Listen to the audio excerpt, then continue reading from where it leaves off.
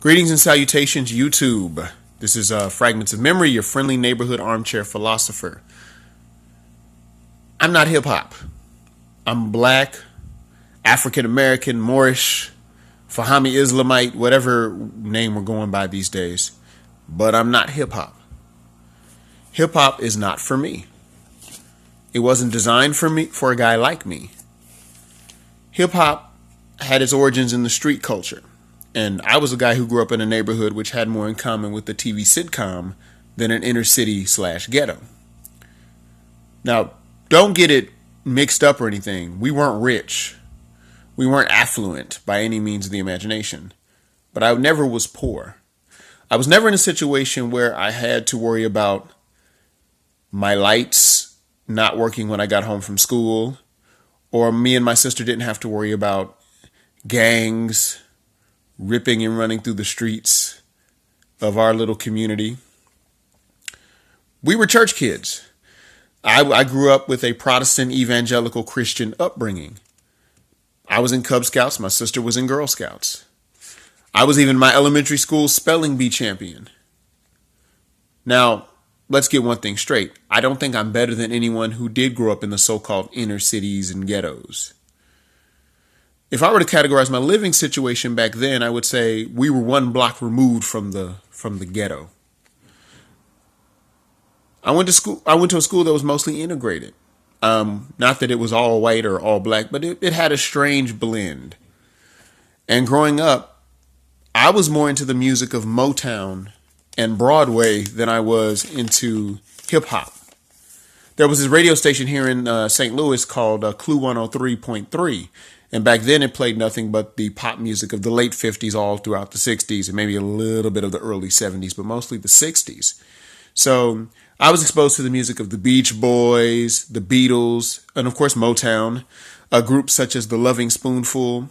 And this happened right about 1989 when I was in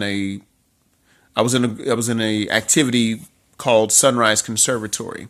And Sunrise Conservatory was a program done through the University City, that's where I'm originally from, the University City School District. Sunrise Conservatory was a early morning thing where kids got to rent instruments and learn how to play an instrument.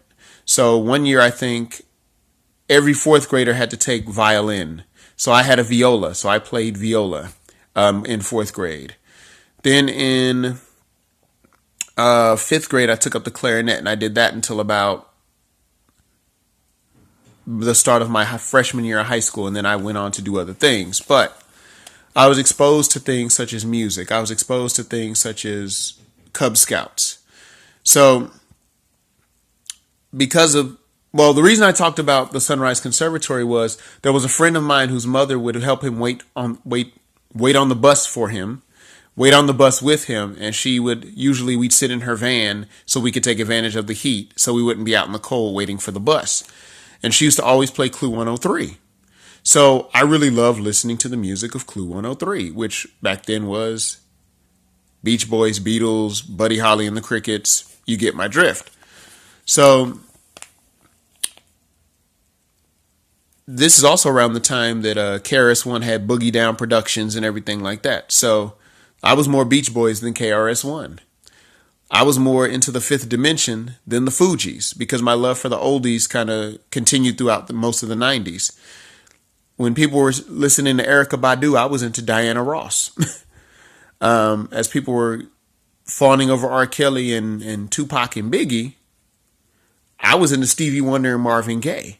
In fact, if I got any money, I'd buy a Marvin Gaye compilation cassette or a Stevie Wonder album or something like that. And in a lot of respects, I was, and still in some ways, living in a pocket universe. I was living in my head a lot. So don't get me wrong. I saw gang activity.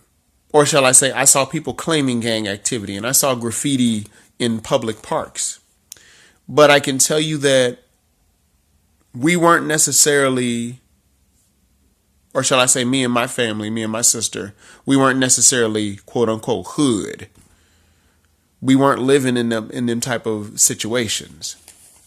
So much of what hip hop talked about was what was going on in the inner cities, what was going on in the so-called projects. I couldn't identify with that.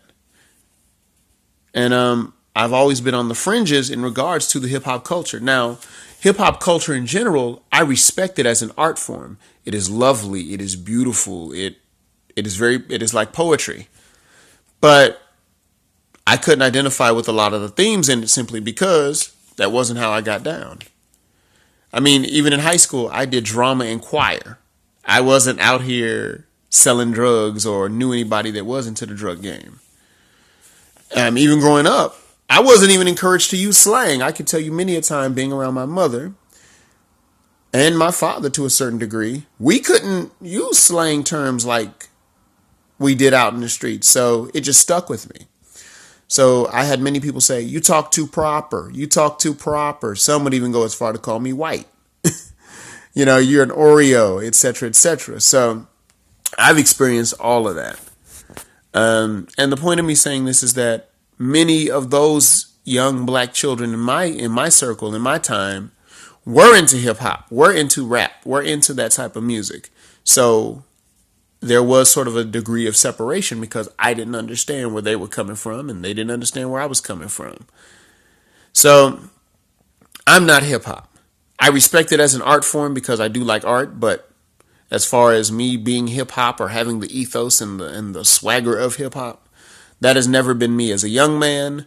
And even as I am in my mid-30s now, that's not me as an older man. So who'd have thunk? Well, that's my 2 cents. Do you consider yourself hip hop? Let me know in the comment section. Peace. Have a good day.